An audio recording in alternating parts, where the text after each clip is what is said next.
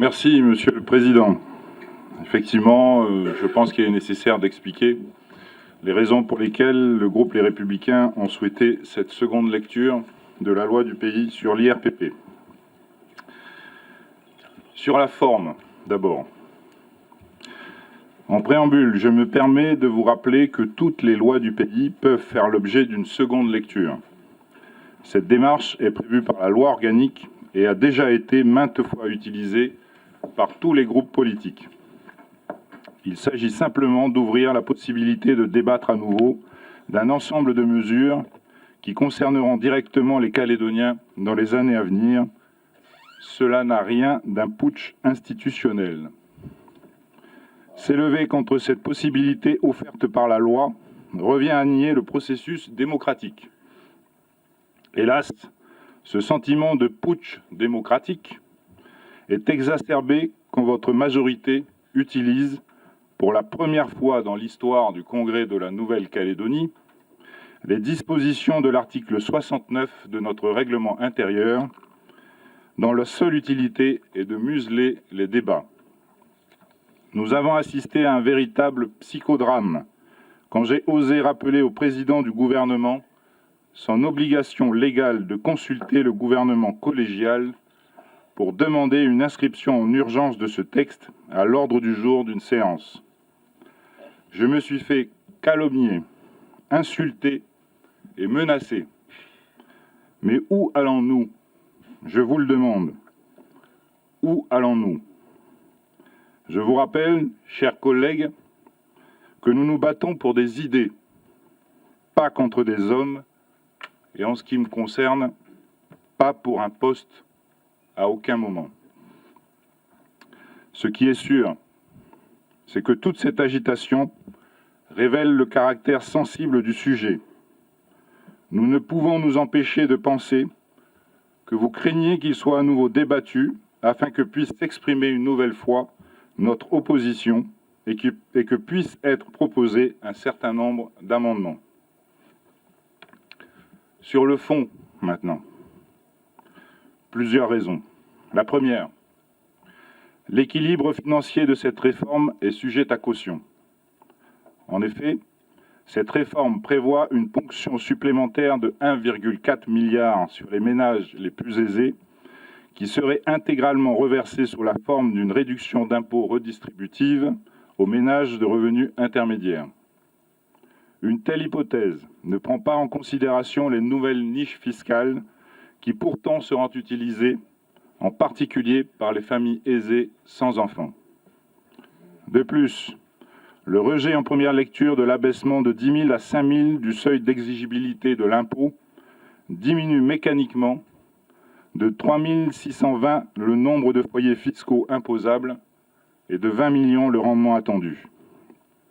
Enfin, cette évaluation ne tient pas compte de la dégradation continue de la conjoncture économique qui pèse sur les revenus des ménages et aura donc des répercussions sur le rendement de l'impôt.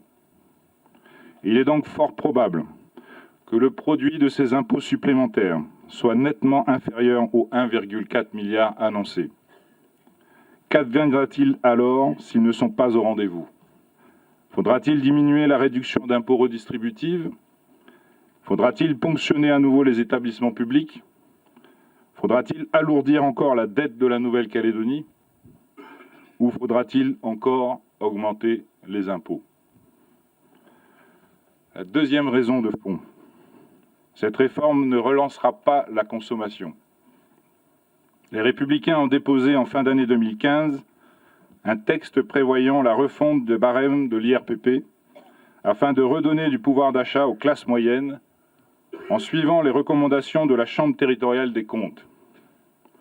Cette délibération suivait précisément les conclusions de l'agenda économique et social partagé, contrairement au texte d'aujourd'hui, malgré les affirmations de l'intersyndicale Vicher, si complaisante à votre égard.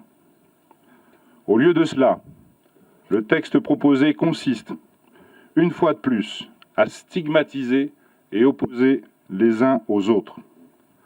Sous l'angle démagogique, il est tellement plus porteur politiquement de proposer de prendre aux riches pour donner aux pauvres. Cependant, il serait plus honnête de reconnaître que récupérer 1 000 francs auprès d'un ménage pour les donner à un autre ménage ne crée aucune richesse supplémentaire. C'est un jeu à somme nulle qui ne relancera pas la consommation. Alors, j'entends bien les arguments des promoteurs de cette réforme, qui stigmatisent les ménages qui épargnent trop et ne consomment pas assez. Mais il est impossible de croire que la totalité des 1,4 milliard prélevés était jusqu'à présent épargnée par les ménages concernés. Une partie de cette somme était déjà consommée localement. Par conséquent, en toute logique, ce n'est pas 1,4 milliard qui sera réinjecté dans la consommation des ménages. Par ailleurs, le montant total de la consommation finale des ménages calédoniens représente 600 milliards sur une année. Tableau de l'économie calédonienne 2015. Les 1,4 milliard de la réforme, qui en réalité sont moindres, ne représentent donc que 0,2% de la consommation des ménages calédoniens sur un an. Comment peut-on affirmer pouvoir relancer l'économie calédonienne avec une hausse maximum de 0,2% de la consommation des ménages? Enfin, la prétendue baisse des impôts générée par la réforme de l'IRPP est l'arbre qui cache la forêt de l'augmentation généralisée des impôts et taxes. Je ne peux que conseiller aux 52 000 ménages qui espèrent une baisse de leur impôt sur le revenu en 2017 de prendre le temps de calculer ce que leur coûte en termes de pouvoir d'achat la contribution calédonienne de solidarité. Ce nouvel impôt mis en place depuis le 1er janvier 2015, grâce à votre majorité, s'applique à hauteur de 1% sur l'ensemble des revenus. Il représente 4 milliards par an de pouvoir d'achat en moins pour les ménages, y compris ceux qui ne seront pas imposables de l'IRPP. Les Calédoniens comprendront ainsi comment ils se sont fait berner par des promesses préélectorales. À titre d'exemple, un couple de salariés avec 2 enfants, touchant chacun un salaire de 200 000 francs, bénéficie avec la réforme de l'IRPP d'une baisse d'impôt de 13 240 francs par an. Le même couple est prélevé chaque année sur ses salaires de 48 000 francs au titre de la CCS. Il n'y a pas de baisse de la pression fiscale en Nouvelle-Calédonie. Nous vivons au contraire une période de hausse sans précédent. Ce qui est vrai pour la CCS l'est également sur la taxe sur les droits d'enregistrement, sur la TAT3S, sur l'IRCDC, sur la contribution additionnelle à l'IS, sur la taxe sur les produits pétroliers, sur la TSPA, et j'en passe.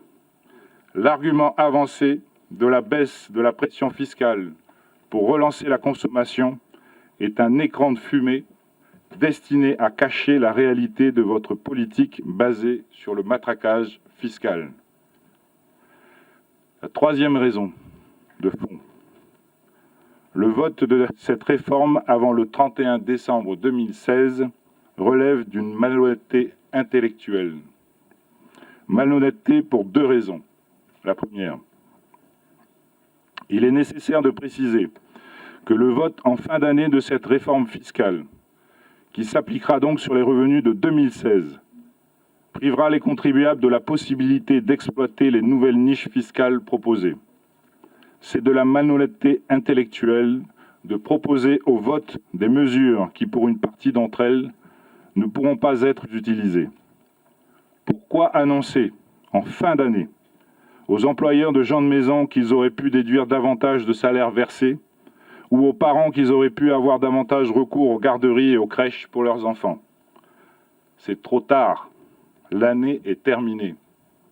À l'inverse, pourquoi attendre la fin de l'année pour annoncer à des contribuables qui escomptaient une réduction fiscale pour des investissements productifs réalisés sur les énergies renouvelables ou l'hôtellerie touristique qu'en définitive, la déduction n'est plus permise? On ne change pas ainsi inconsidérément les règles du jeu en fin de partie. Cela va à l'encontre des règles de visibilité et de transparence fiscale qui impose, à minima, de connaître au moment de la perception du revenu la manière dont il sera imposé. La seconde raison qui caractérise la malhonnêteté de ce texte. Vous nous avez expliqué que l'augmentation des déductions et réductions fiscales était destinée à stimuler l'économie et en particulier l'activité des emplois à faible revenu comme les femmes de ménage, les auxiliaires de vie, les aides maternelles, les aides à domicile. On pourrait penser que ces niches fiscales seront utilisées par les contribuables en 2017 pour atténuer l'impact inflationniste de leur impôt en 2018. Eh bien, sur ce point, même sur ce point, il y a une forme de malhonnêteté intellectuelle. Pensez-vous vraiment que toutes les familles avec enfants qui devront payer davantage d'impôts l'année prochaine pourront, en plus, dégager les ressources nécessaires pour bénéficier de ces mesures de déduction et réduction fiscale? Je ne le pense pas. Et hélas, ce raisonnement peut s'appliquer chaque année. Ainsi, une application de cette réforme à l'impôt 2018, basée sur les salaires 2017, serait plus honnête et surtout plus efficace en termes de relance économique. Enfin, la quatrième raison de fond, votre politique économique tue l'économie calédonienne. Avant tout, il est utile de rappeler que s'il n'y a pas d'épargne, il n'y a pas d'investissement possible. En mettant en œuvre votre nouvelle politique socialiste keynésienne, basée sur des augmentations continues de la pression fiscale depuis 2014, vous êtes-vous demandé quel signal vous donnez à tous ceux qui investissent leur épargne en Nouvelle-Calédonie pour créer et faire prospérer leur activité? Je pense notamment aux artisans et aux chefs d'entreprise calédoniens qui, armés de leur esprit d'initiative, produisent de la valeur ajoutée et surtout créent des emplois en Nouvelle-Calédonie. Vont-ils continuer à apporter leur dynamisme, leur connaissance et leur savoir-faire s'ils ne peuvent en retirer les fruits?